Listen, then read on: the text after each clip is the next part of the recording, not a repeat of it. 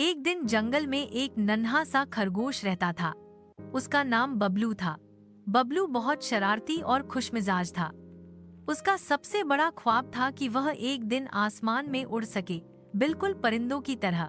हर रोज वह चिड़िया, तोते और फाख्ता को देखता, जो आसमान में मजे से उड़ते थे। वह सोचता, काश मेरे पास भी पर होते। एक दिन बबलू ने अपने दोस्त कछुए से कहा, कछुए भाई, क्या तुम मुझे उड़ने में मदद करोगे? कछुए ने हंसते हुए कहा, अरे बब्भल्लू, मैं तो खुद बहुत धीरे चलता हूँ, उड़ना तो दूर की बात है। फिर बब्भल्लू ने तितली से मदद मांगी।